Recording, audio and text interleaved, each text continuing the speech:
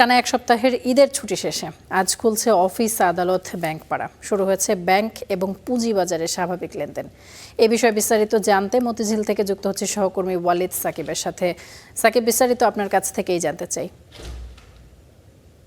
লম্বা ছুটি শেষে আজকে প্রথমেই আসলে আজ দেশের ব্যাংক ও শেয়ার বাজার লেনদেনে ফিরেছে। আমরা এই মুহূর্তে রাজধানীর ব্যাংক পাড়া খ্যাত মতিঝিলে আছি। আমরা আপনাদেরকে একটু দেখাতে চাই, সকাল 10টা থেকে লেনদেন শুরু হয়েছে।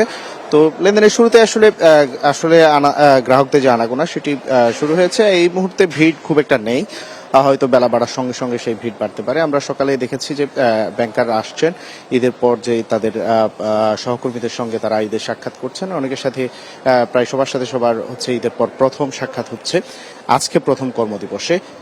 ঈদের যে লম্বা ছুটি ছিল, এই ছুটিতে আসলে যাতে করে ব্যাংকিং লেনদেনে কোনো ধরনের বিঘ্ন না ঘটে সেজন্য বাংলাদেশ ব্যাংক থেকে বেশ কিছু নির্দেশনা দেওয়া হয়েছিল, বিশেষ করে এটিএম বুথ এবং মোবাইল ও ইন্টারনেট ব্যাংকিং এর ক্ষেত্রে সেগুলো যেন নির্বিঘ্নভাবে চালু রাখা হয়। সেজন্য ব্যাংক এবং হচ্ছে সংশ্লিষ্ট যে মোবাইল ব্যাংকিং যে প্রতিষ্ঠানগুলো ছিল তাদেরকে আসলে নির্দেশনা দেওয়া হয়েছিল। আজকে লেনদেনের শুরুতেই আমরা দেখেছি যে গ্রাহকদের যে আনাগোনা সেটি বাড়তে শুরু করেছে। 10টা থেকে লেনদেন শুরু হয়েছে। বলা চলে যে এখন পর্যন্ত সেভাবে অর্থাৎ লেনদেনের যে সময় মাত্র 9 মিনিট হলো লেনদেন শুরু হয়েছে। এখনো গ্রাহকদের ভিড় খুব একটা নেই। সাধারণত মতিঝিলের যে ব্যাংক পাড়া খ্যাত এই মতিঝিলের ব্যাংকের যে শাখাগুলো রয়েছে এখানে গ্রাহকদের আসলে আনাগোনা সবসময় বেশি থাকে। এটি বাণিজ্যিক এলাকা বলে এখানে সবসময় এক ধরনের চাপ থাকে গ্রাহকদের। চালান জমা, যে কোনো ধরনের বিল আসলে জমা কিংবা হচ্ছে তাদের যে অন্য যে কোনো ধরনের লেনদেন তারা এখানে করে থাকেন।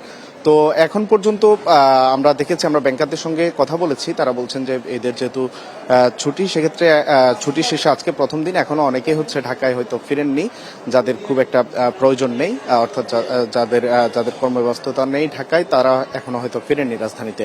তো সেক্ষেত্রে আমরা দেখেছি যে সে কারণে তারা বলছেন যে হয়তো হতে পারে যে মোটামুটি